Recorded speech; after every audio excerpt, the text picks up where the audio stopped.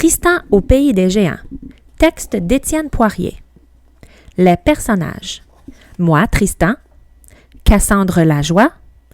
Merlin. Maxime Druon. Madame Manon. Mes parents. Chapitre 1. Un autre monde. Avant, j'habitais une maison dans un quartier que je connaissais bien. Il y avait un parc au coin de la rue avec tout plein de visages familiers. Les gens me souriaient quand je criais « Plus haut » à maman qui me poussait sur la balançoire, mais ça, c'était il y a longtemps. Je connaissais même le nom des chiens de tout le voisinage. Je me trouvais partout chez moi.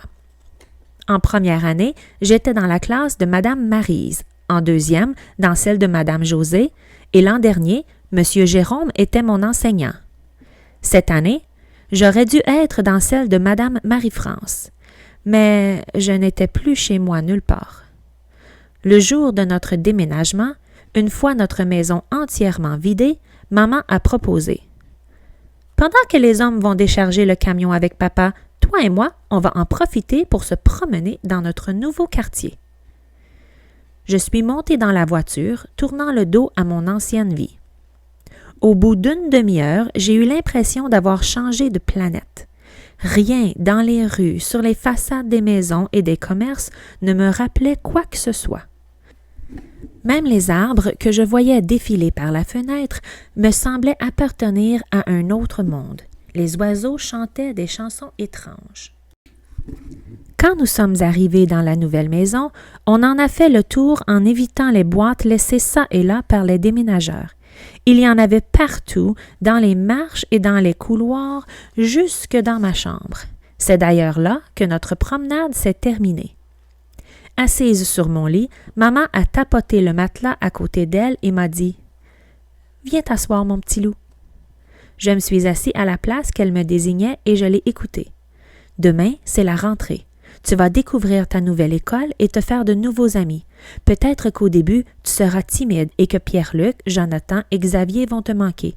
Mais rapidement, tous ces garçons et ces filles que tu ne connais pas encore auront la chance de découvrir à quel point tu es un garçon merveilleux. » Elle a toujours les bons mots, ma mère. J'étais inquiet, mais j'ai souri quand même un peu. Puis, elle a ouvert une boîte sur laquelle était tracée une couronne au feutre noir. Elle en a tiré Perceval, mon ours en peluche. Ce sont mes grands-parents qui me l'ont offert et longtemps j'ai dormi avec lui. Ça me rassurait. Mais j'ai grandi et j'ai fini par lui faire une place sur l'étagère de mon ancienne chambre pour qu'il continue de veiller sur moi. Perceval avait fait le voyage jusqu'ici au fond de son habitacle en carton. Je lui avais collé un long bisou entre les deux yeux et je l'avais placé moi-même dans cette boîte avant le départ. « Ne t'inquiète pas, » que je lui avais dit pour le rassurer, « ce ne sera pas très long. Tu vas voir, notre nouvelle vie sera super. » Je lui avais répété les mots que mes parents m'avaient dit au moins 100 fois, puis j'avais refermé la boîte. Mais je ne croyais pas tellement ce que je disais. Moi, j'étais très angoissée à l'idée de devoir apprivoiser ce nouvel univers. J'ai brossé mes dents et j'ai mis mon pyjama. Quand je suis retournée dans ma chambre, ma mère était toujours là. Elle s'est allongée à côté de moi et, ensemble, on a regardé le plafond. La lumière de ma lampe de chevet y dessinait une lune dorée. « Tu sais, » a murmuré maman, « demain sera le début d'une nouvelle aventure. Tout un monde de merveilles t'attend et ce sera à toi d'en découvrir la magie. » Puis, elle m'a raconté une histoire, un récit avec des chevaliers chasseurs de dragons géants et des magiciens, que je n'ai pas tellement écouté, je dois l'avouer. J'étais bien trop occupée à fixer la fausse lune au-dessus de moi. Chapitre 2. Dans l'antre de l'ogre. Le soleil du matin a frappé à ma fenêtre avec douceur, mais ça n'a pas suffi à me tirer du sommeil. Maman est venue me réveiller. « Coucou, mon petit loup! » Elle m'appelle souvent comme ça. Je suis son petit loup. Je ne sais pas trop pourquoi. Peut-être à cause de ma taille ou bien parce que je veux toujours être avec mes amis. Les loups, c'est bien connu, se tiennent en bande. « C'est le temps de te lever. Aujourd'hui, c'est un grand jour. » « Grand jour, tu parles. comme s'il se présentait seul dans un endroit inconnu, avec sur le dos un sac trop lourd et aux pieds des chaussures trop neuves pour pouvoir courir, avec quelque chose d'extraordinaire. N'empêche, j'ai fait un effort pour avaler toutes mes céréales, même si j'avais la gorge serrée, puis ça a été le rituel du matin. Brossage de dents, quelques coups de peigne, un peu de gel, et nous sommes sortis, ma mère et moi. Ma nouvelle maison est à 2 pas de ma nouvelle école. Bien sûr, j'exagère un peu. Il faudrait en effet faire de très grands pas pour n'en faire que 2, mais je veux dire par là qu'elle est toute proche. Nous avons parcouru la distance en quelques minutes. Quand nous sommes arrivés dans la cour, ma gorge s'est nouée davantage. Il y avait plein de monde et je ne connaissais personne. Pas le moindre visage familier, ni quelqu'un qui semble me reconnaître. J'allais me noyer dans une mer d'inconnus. Des enfants criaient de joie et couraient partout. On entendait même de la musique. Les parents échangeaient des nouvelles en parlant fort et en s'esclaffant. Les amis étaient heureux de se retrouver après les longues vacances et reprenaient leurs jeux là où ils les avaient laissés en juin. Les miens, mes jeux et mes amis, je les avais laissés à mon ancienne école.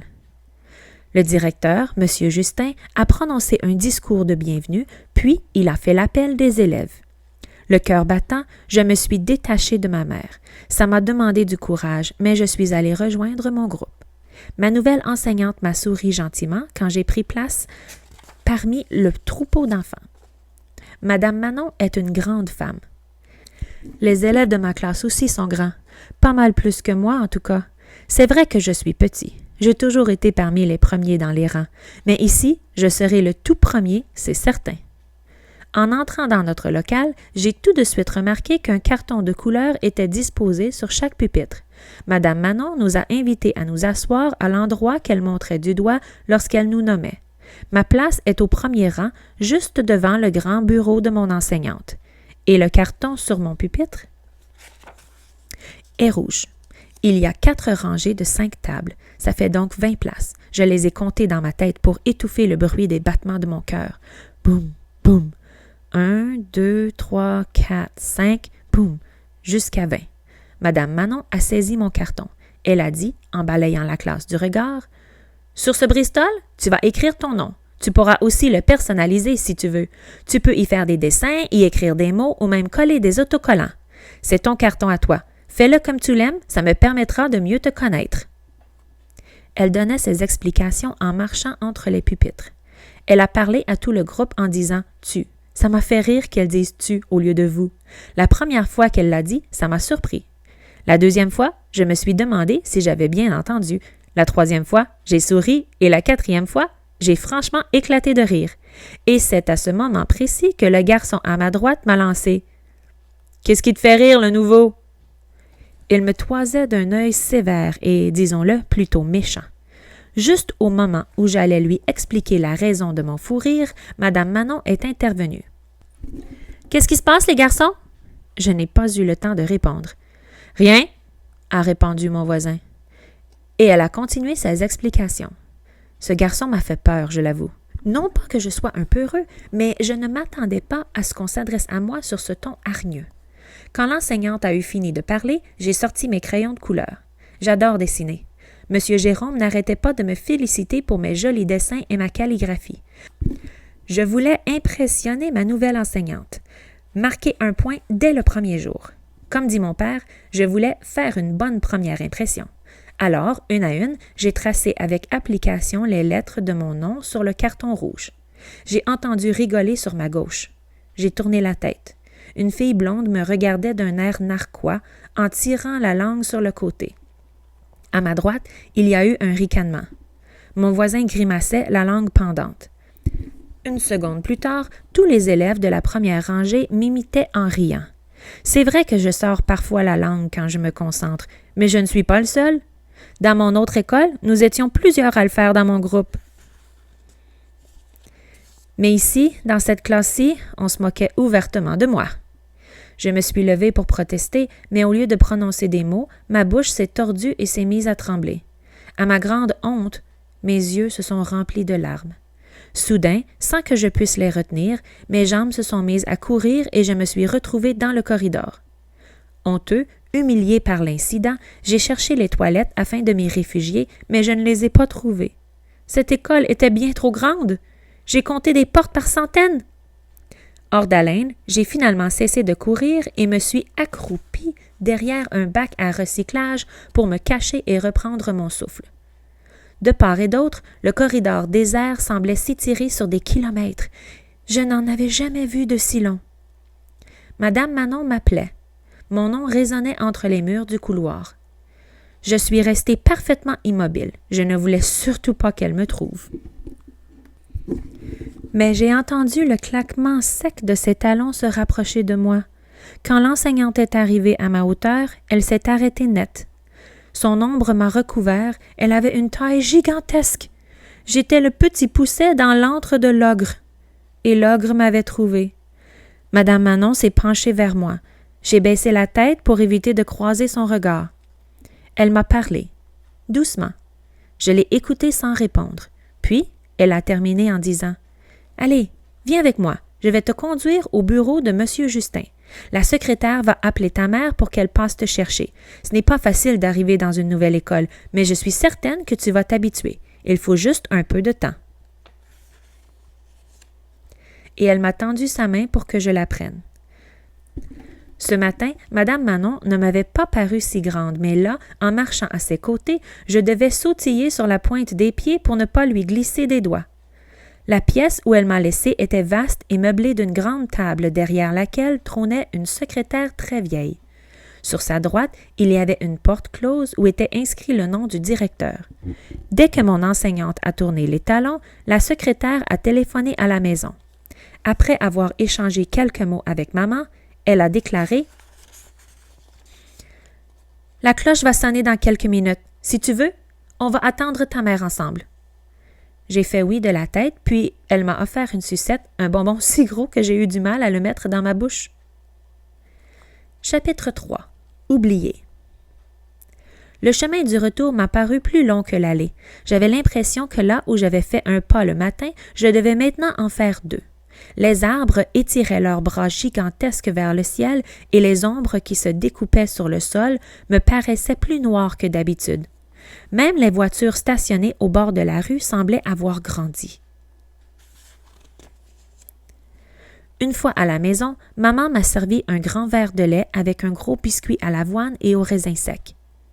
Elle m'a regardé manger en silence. Elle a de beaux yeux tendres, ma mère. Tu sais que je t'adore. Tu es mon petit loup à moi. Allez, raconte-moi ta matinée. Je savais que la secrétaire de M. Justin lui avait déjà dit à demi-mot dans quel état on m'avait trouvé, mais je n'avais pas trop envie de parler des moqueries de mes camarades de classe.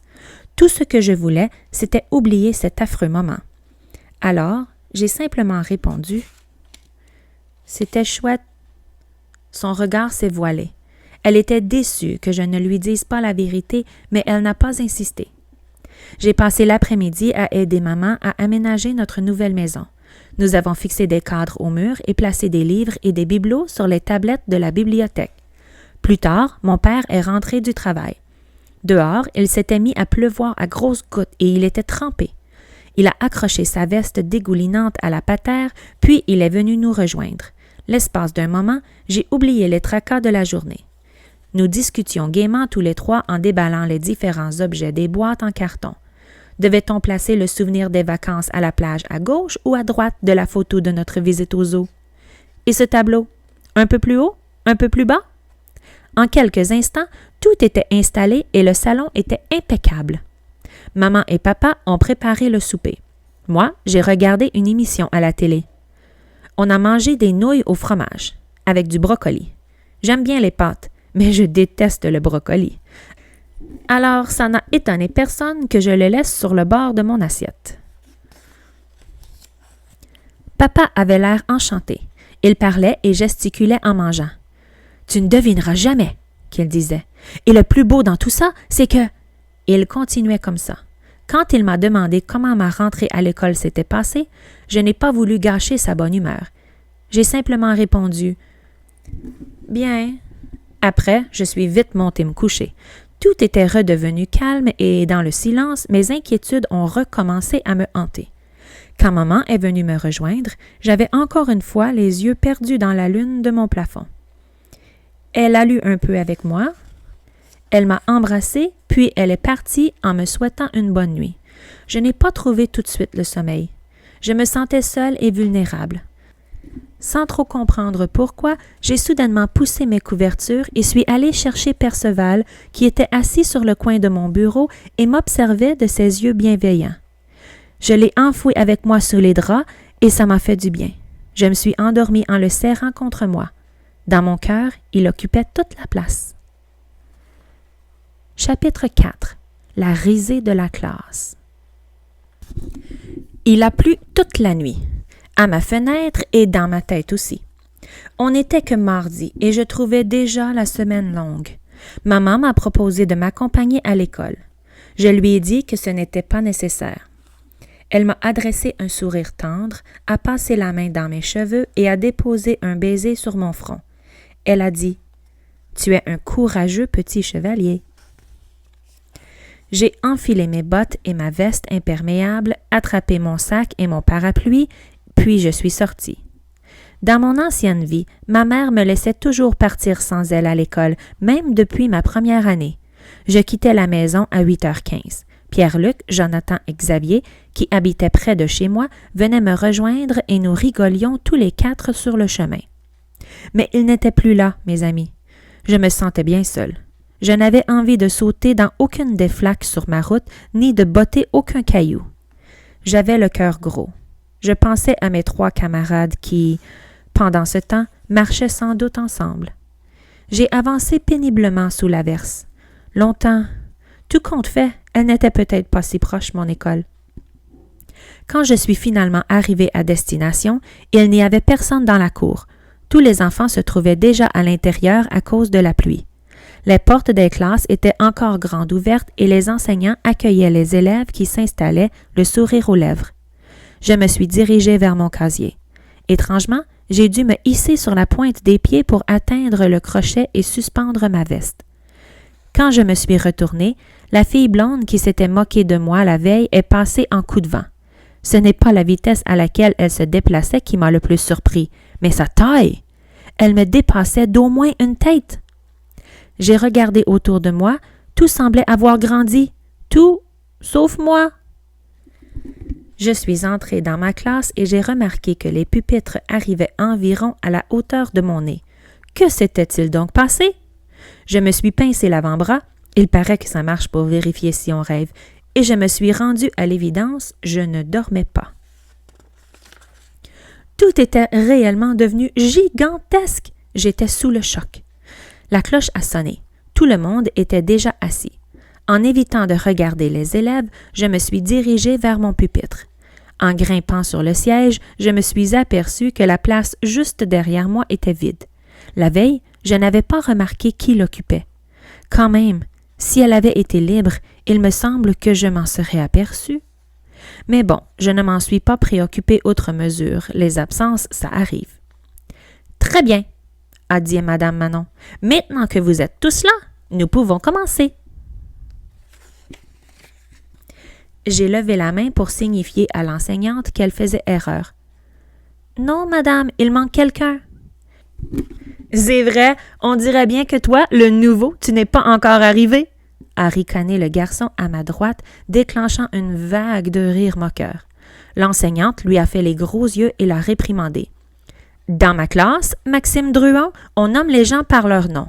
Je ne laisserai personne rire de toi et je n'accepterai que tu ne te moques de personne. » Son intervention a eu l'effet escompté. Le calme est revenu.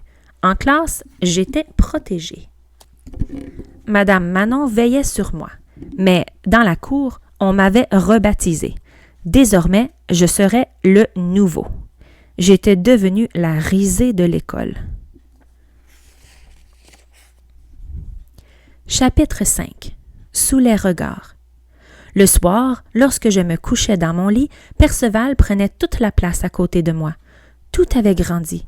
Au début, cet étrange phénomène se limitait à l'école et au trajet qui y menait. Mais maintenant, c'était vrai partout, même à la maison.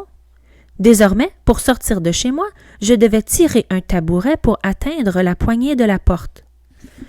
Sur le chemin de l'école, je devais faire des pauses pour reprendre des forces tant la route était longue.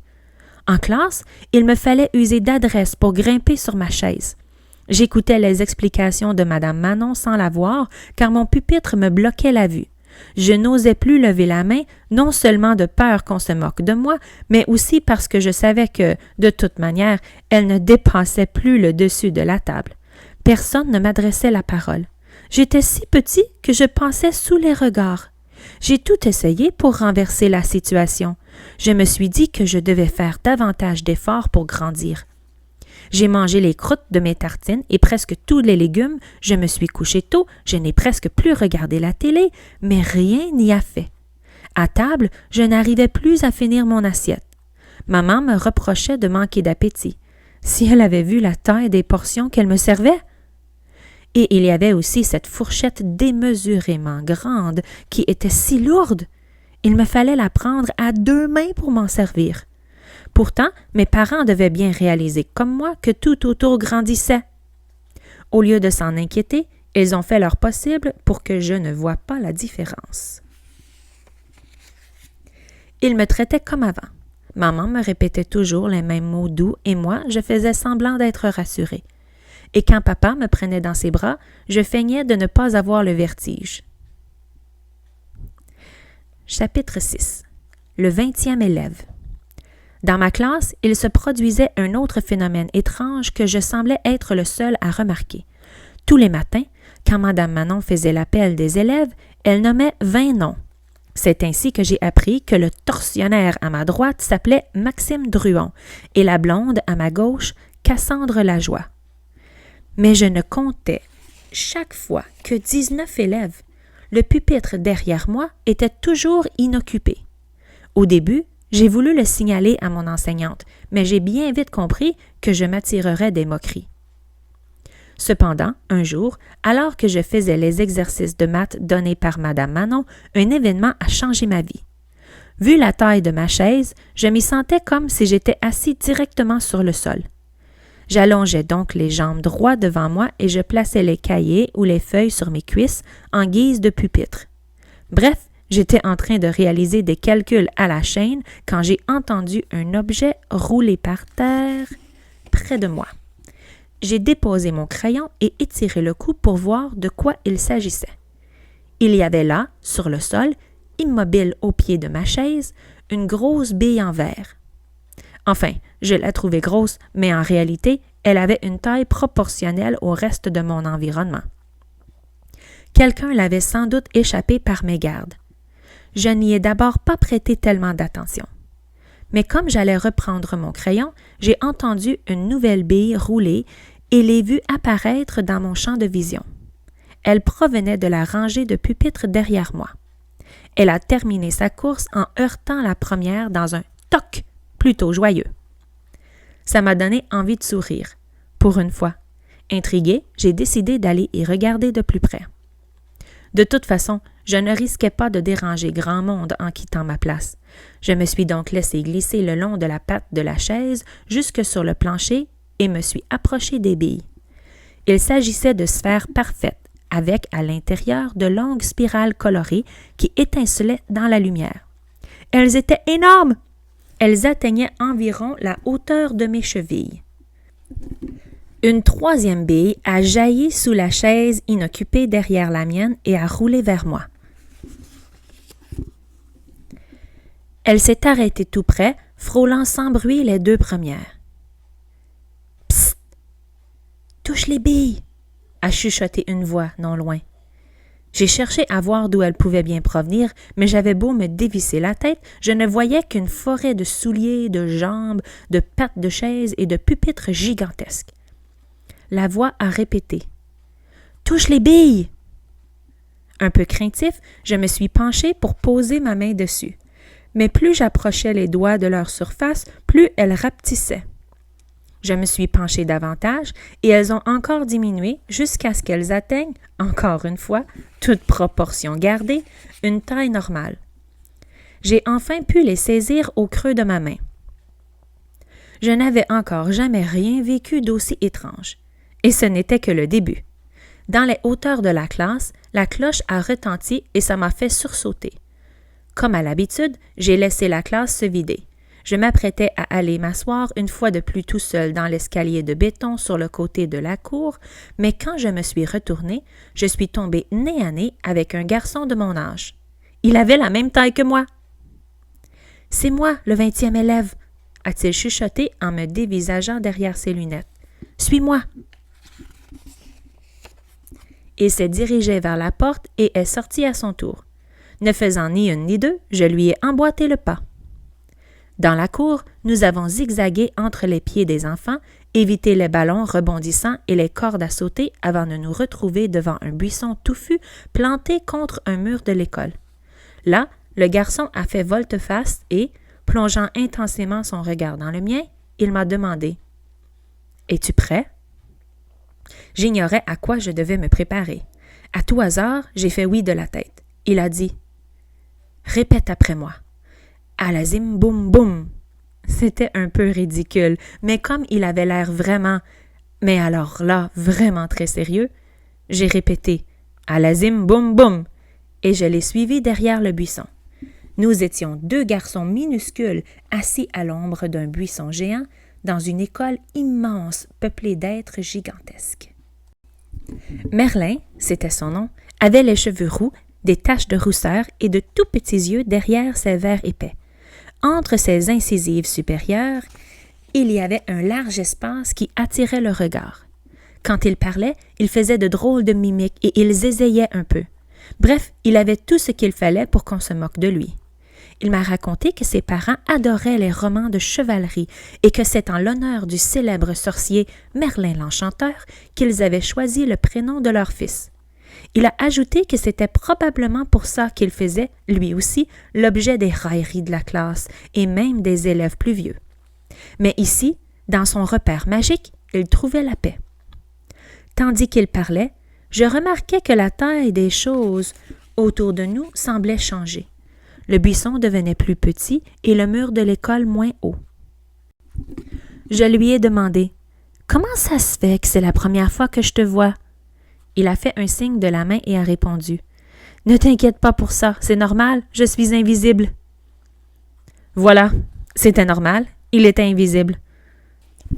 La cloche a sonné pour la 2e fois. Il fallait aller se mettre en rang. Juste avant de sortir de derrière le buisson, Merlin m'a dit « Maintenant, rends-moi mes billes, s'il te plaît. » Je lui ai remis les 3 sphères de verre colorées et nous avons rejoint les autres dans la cour. Merlin marchait devant moi sans se retourner. Après quelques pas, j'ai vu une lumière traverser son corps. Quelques mètres plus loin, il avait complètement disparu. Pour ma part, j'avais retrouvé ma taille minuscule. J'ai alors repris ma place à l'avant du rang. Ce soir-là, quand ma mère m'a demandé comment s'était passée ma journée à l'école, je lui ai raconté ma rencontre avec Merlin. Lorsque je lui ai fait part de l'invisibilité de mon nouvel ami, elle m'a adressé un sourire tendre avant d'ajouter « C'est bien d'avoir des amis, mon petit loup, peu importe qu'ils soient différents. Ce ne sont pas les défauts qui font les personnes, ce sont leurs qualités. » Maman ne l'a pas mentionné, mais j'ai vu dans son regard qu'elle était contente. Pour la première fois depuis le déménagement, je n'avais plus le cœur serré en pensant à Pierre-Luc, Jonathan et Xavier. Au souper, elle a fait attention de ne pas trop remplir mon assiette, si bien que j'ai pu la finir, choux de Bruxelles y compris. Après les leçons et les devoirs, comme à l'habitude, j'ai fait ma toilette, j'ai brossé mes dents, puis je suis montée me coucher. Perceval m'attendait sagement sur mon lit.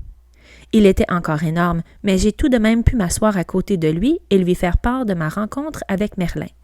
Puis, j'ai eu comme un éclair de génie. J'ai filé dans le garde-robe et j'ai farfouillé parmi mes boîtes de jouets. En tassant les différents objets, j'ai enfin trouvé ce que je cherchais, un sac en velours rouge rempli de billes. Elles appartenaient à mon grand-père quand il avait mon âge et il me les avait offertes quelques années plus tôt. Je n'avais encore jamais joué avec.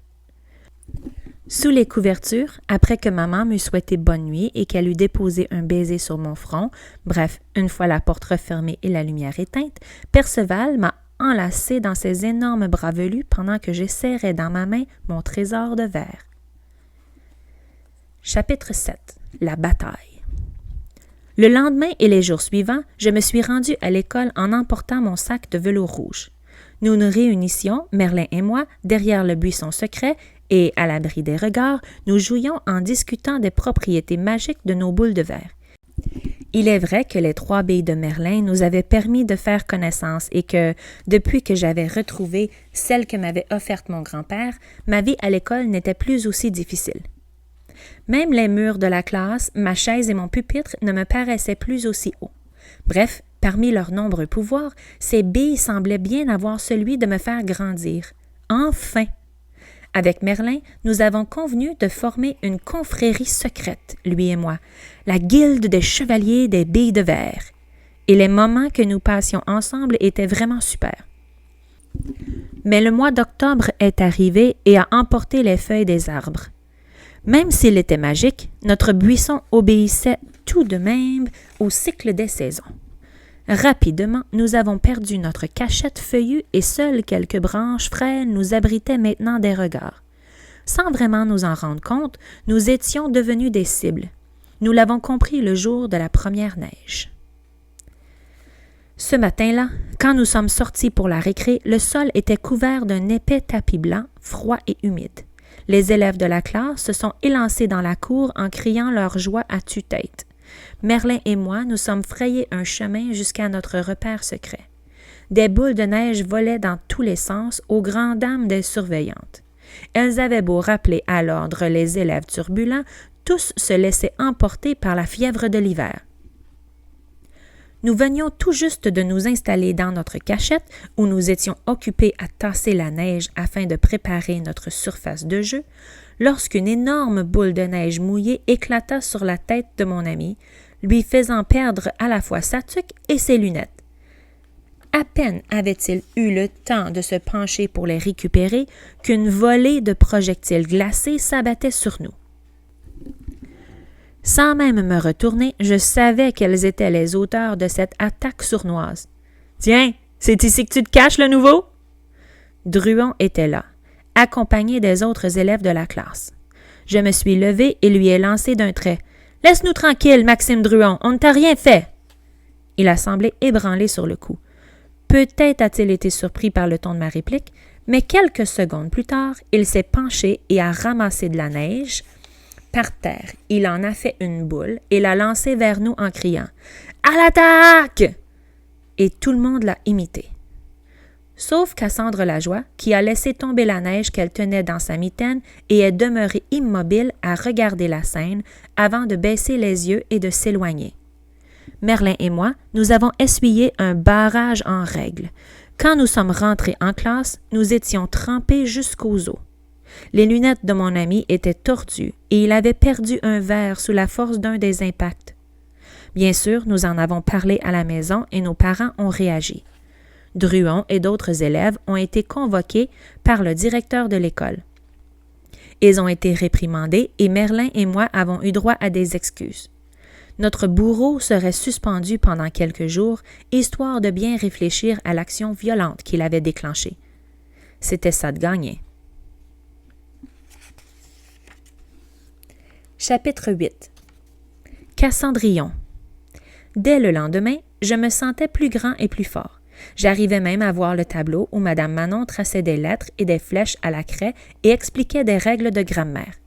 Encore mieux, Merlin était maintenant visible et avait été placé à côté de moi, à la place de Maxime Druon, justement, à cause de son trouble de vision.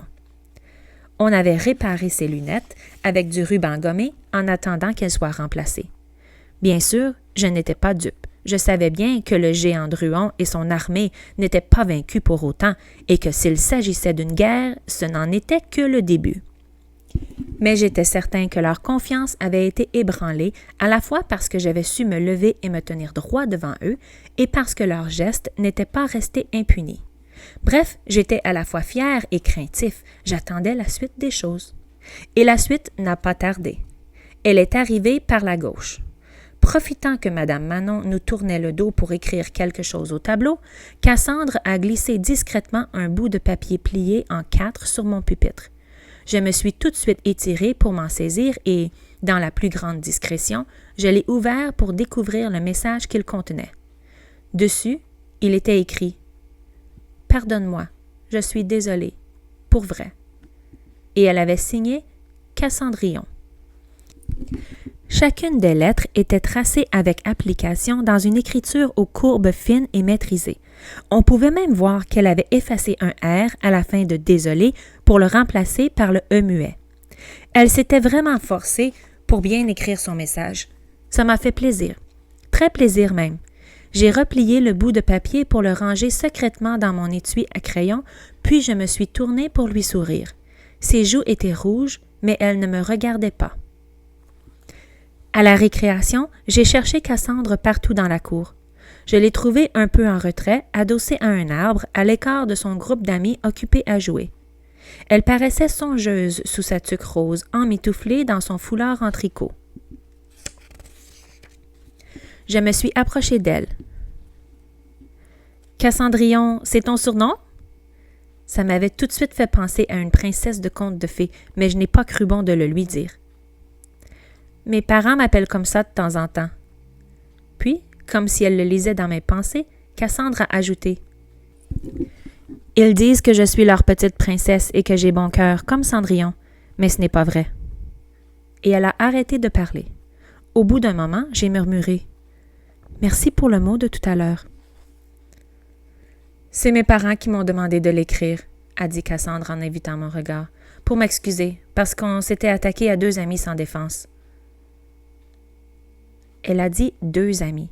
Je sais bien que c'est un peu une habitude de dire « amis » à l'école, mais quand même, c'était la première fois que j'entendais ce mot pour parler de moi depuis mon arrivée ici.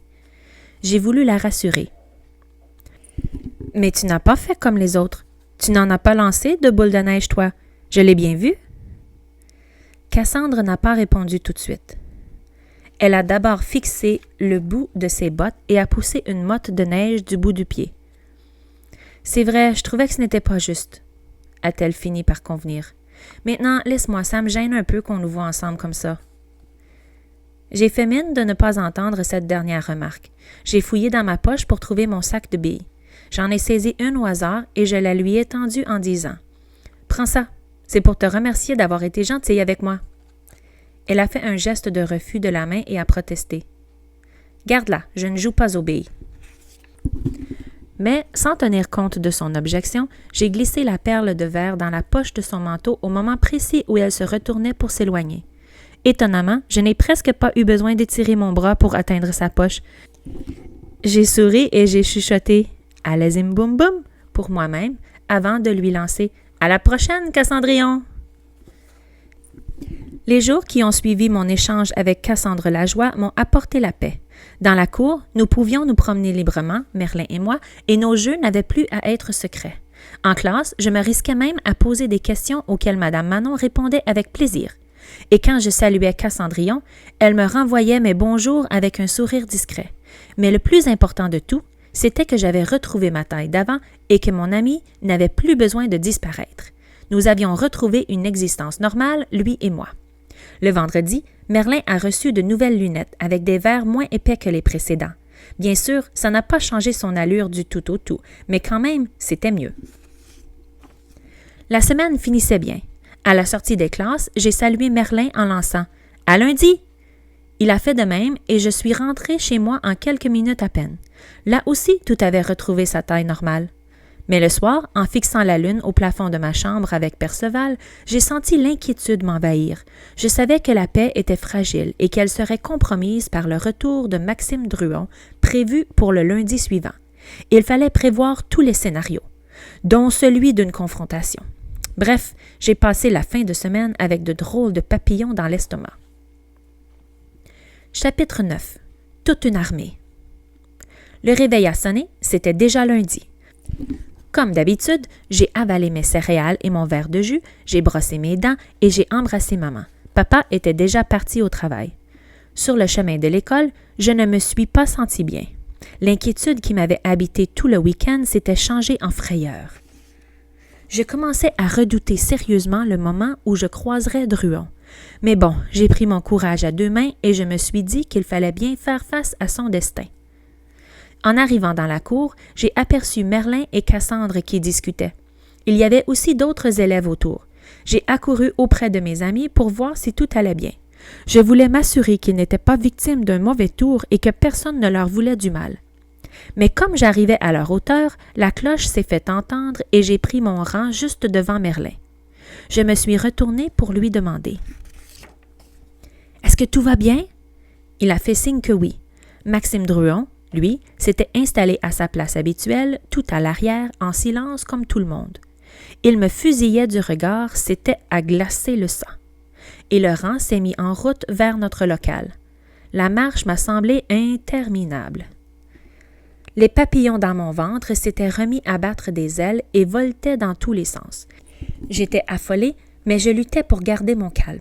Au moment de suspendre mon manteau au crochet de mon casier, j'ai vu l'ombre gigantesque de Druon se dessiner sur le mur. « Je n'ai pas fini avec toi, le nouveau !» a-t-il clamé. Je me suis retournée. Il était énorme et se tenait au centre de tous les élèves de ma classe qui s'étaient massés en demi-cercle autour de nous. Comme il allait faire un pas dans ma direction, Cassandre et Merlin se sont détachés du groupe. « Au contraire, Maxime Druon !» a fait Cassandre qui, sous la blondeur de ses cheveux, osait défier le géant du regard. Merlin a ouvert la bouche à son tour. Sous le coup de l'émotion, ses paroles se sont coincées dans sa gorge et, pour tout discours, il n'a pu que crier, des trémolos dans la voix. « Alazim boum boum !» Ce faisant, il a tiré de sa poche son sac de billes et a versé celle-ci sur le sol entre Druon et moi. Cassandre l'a imité en répandant, elle aussi, un paquet de sphères colorées par terre. Puis, ça a été Aziz, et Hubert, et Joël, et Alexandre, Ariane, Isabelle, Alicia, Félix, Nathan. Même Madame Manon a fini par lancer une poignée de perles en verre entre nos pieds. Les billes fusaient de partout, faisant sur le plancher de l'école un énorme tapis coloré et brillant. Quand Maxime Druon a voulu faire un pas dans ma direction, il a dû lutter pour maintenir son équilibre, si bien qu'il s'est résigné à demeurer figé sur place. Madame Manon a pris la parole. « Ton manège est fini, Maxime. Nous sommes tous membres de la guilde des chevaliers des billes de verre maintenant.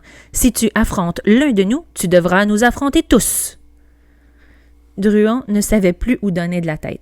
Il cherchait, dans le groupe, quelqu'un qui aurait pu le soutenir, lui redonner un peu de force, mais au lieu de trouver des appuis, il ne croisait que des regards sévères et déterminés. Alors oui, je l'ai vu, je le jurerais sur la tête de Perceval, rapetisser et prendre soudainement des airs de petit garçon ordinaire. Chapitre 10. Mon royaume. Cet épisode a été le dernier affrontement entre Druon et moi. Depuis ce jour, la paix est revenue dans notre classe. Bien sûr, tout le monde n'est pas ami tout le temps. Il arrive qu'on se chamaille et que des disputes éclatent au sein du groupe.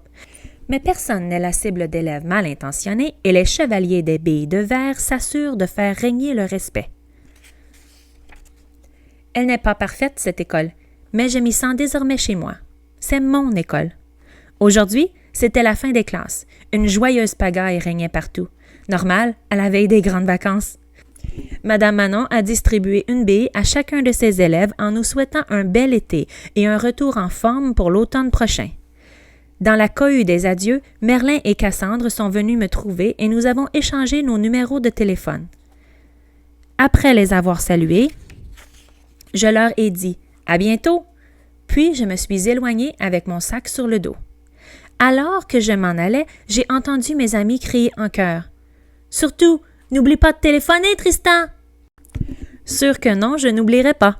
J'avais dans ma poche, en plus de mon sac de billes, un bout de papier sur lequel étaient inscrites 2 formules magiques, leur numéro de téléphone. Je me suis retournée pour leur envoyer la main. Et je suis rentrée chez moi en quelques minutes, le cœur léger. Le chemin m'a paru tellement court, j'avais désormais aux pieds des bottes de 7 lieues.